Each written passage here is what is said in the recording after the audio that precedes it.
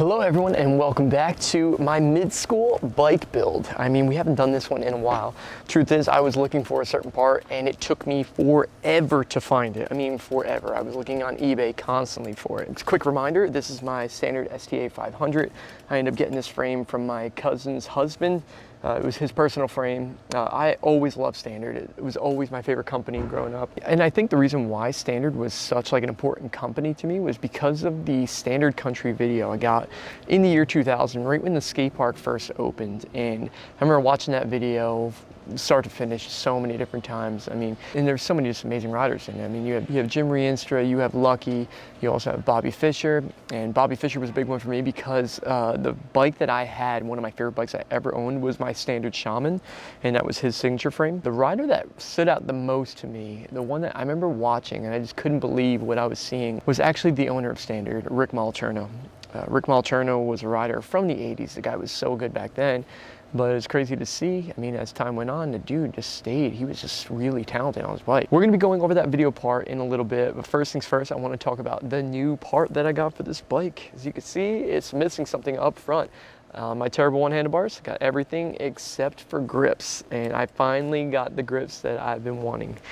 Now right here are a pair of DK vice grips. It took me so long to find these. I ended up finding some that were different colors, but I wanted to get black grips on it. And here's a little close-up of the grip to show you what they look like. These things are mint. They are perfect. They are brand new, and they are dialed. These were my favorite grips growing up. I just loved the way that these felt. I don't know why I liked them so much. There was a lot of people that didn't like them, but I actually ended up modeling my signature grip that I did with Duo off of these grips. So it was close, but it wasn't the same. These grips were just always so special to me, and I'm psyched that I got a pair of these to put on, and I'm going to be putting them on right now. I haven't put grips on in a very long time. I'm gonna do it the old school way. We are going to do it with this hairspray I got from my wife. Extra firm control Tresemme.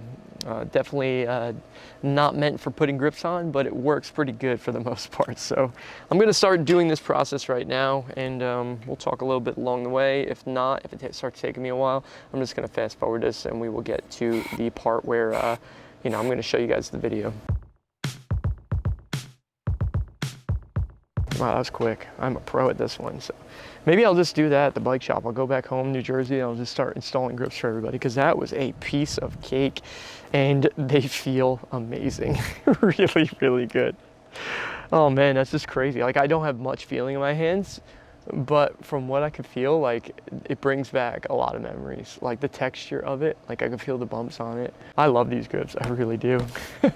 I'm so psyched that I got these. It took me forever and they were very, very expensive, but that's another part of the puzzle right here that we got sorted out in this mid-school build. But yeah, I guess we will move on to the next part of the video where we're going to be watching Rick Moliterno's section in Standard Country, and I'm going to pretty much narrate it and break down a couple of the tricks that really stand out to me. Be prepared to have your mind blown, that's all I gotta say. Rick Moliterno, I think, is like one of the most underrated BMX riders of all time. The dude is just so freaking talented on his bike, and his style is so original, and we're gonna dive into it right now with the video. Let's do this. So this video actually came out in 2000, so keep that in mind. That was 24 years ago. And in this video, Rick Moliterno was kind of old at the time. He was 35 years old when he filmed this. But look at how original this stuff is. Like, this is the stuff that inspired me. I'm sure a lot of you that are gonna be watching this video, you're gonna see a lot of why I ride the way I do, but just look at the control on the front wheel, all of this stuff. He's just got so much ability of being tech. Oh, I love the way he kicked the back end out there. So like, I like how he puts the street stuff in, but he has the technical ramp riding in at the same time. I would show the music to this one, but it's LL Cool J, and it would definitely get like a gnarly copyright on there, so I'm not going to do that. We'll keep it nice and low. But like, see the way he's riding this mini ramp? Like, look at the originality. Dropping in fakie, going back to a double peg to fakie. Like, that's so awesome. And this is so long ago. So like, this is still to this day, like, if you think about like what BMX riding looks like right now, it's completely different to this. But at the same time, if somebody was showing you this video for the first time in like an HD video, you would think it was like some kind of brand new rider. So Rick Moliterno is definitely goofy foot. You can see he spins to his left and rides with his left foot forward. which is definitely pretty original. I mean, it's one of those things that you can't control, but it still makes up your style. So like when he goes into those 540 nose picks or he's spinning, you know, you can clearly see like it's a different look than what you're used to seeing. And he does that a lot right there, the 40-60 double peg. There's actually a couple of those in this video, but look how rapid fire like everything is in this video. There is so much riding in here. And there's a good mix between like going from the ramps, doing this feeble around this like half circle ledge, like the quarter circle ledge, but you know he's putting the back peg on the rail, front wheel on top of the concrete. That's really high level stuff, like super, super impressive. But the style of the street stuff I think is what's so cool to me. Oh, that's ridiculous right there. Backwards nose wheelie and then putting in a whiplash there, like it's ridiculous. Look, he's riding trails at the same time. Like that, it's a very good all-around rider. Ice pick to nose pick to fakie. Ice pick to pedal, back to ice pick. Doing the pedal stuff with the back peg there because it's the way his feet are, but it's definitely a different trick. It's cool to see. I love that. I wish I would get my little brother doing stuff like that, like gap and then like going like backwards nose wheelie, but it's just so hard to do. I was never good at that. Like I would ride front brakes, but I sucked at doing that. So whenever I'd see anybody that was good at like, you know, going down transitions on the back or on the front end, you know, going backwards, super high level stuff. Oh, I love that. 270 over pegs on the spine. What a cool mini ramp to mess around on. That's so also too how he kicks out the back end when he does those nose picks. Look at that, back up to Smith out of fakie. That's crazy. It's insane actually. 540 to ice pick to fakie. That was all me when I was in like year 2000, 2001. Like I was just a tech dude on the deck all the time doing spin stuff. Ice pick grind to manual, off of the spine. That's one of the first UGP routes right there. Look at, he puts the front wheel on the lower one, puts the back peg up top. Oh, look at the control. And then kicking it out at the end. I love how that looks. Watch when he grabs it. It's so cool to see. Look at that. He even like is able to feather the front wheel so that the bike like rotates around on that. So he doesn't have to like stay in one spot. Oh, he's going into the backwards nose wheelie on the way down that. That's so scary.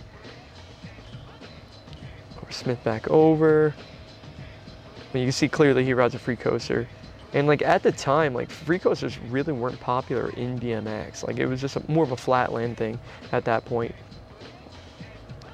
Look at this. He was actually a pretty good flatland guy as well. I wish my little brother could do that. I think he snapped his chain. Oh, down a rail that he had to get like extra steep to be able to do that, which is crazy. Look at that, fakie up to pegs to over on the spine. It's like at least a 5-6 foot spine. I love the sprocket to fakies on stuff. Oh, fakie Canadian. Look at that, that was an unlucky using the peg and the front, the peg and the back pedal. Huge gap all the way over to the box jump, super cool. Jump into pegs on the down rail. Now look at this rail. Curved like kink rail. That's pretty ridiculous. 180 to 360 nose pick. That is so ridiculous. If you notice, he actually spins the opposite direction when he does the 180 and when he does cab to nose pick. So just like I said, super high level riding and all the way back in the year 2000. And he was doing it long before that too. And what's super cool about Standard is they are still around. They are still making bikes. They make like custom bikes and stuff. And if any of you are interested in checking out Standard, you can actually go to their website and see what they have to offer on there. And I will put it in the description below. So yeah, huge shout out to Standard for being an awesome quality bike company for so long and inspiring people around the world to BMX, inspiring me. So I'm super psyched on getting this bike one step closer to getting completed. I mean, I still have a couple parts I got to get going, a couple other parts I want to clean up and see if I can just make it look a little bit better. But this bike has been awesome for me. I love having this bike.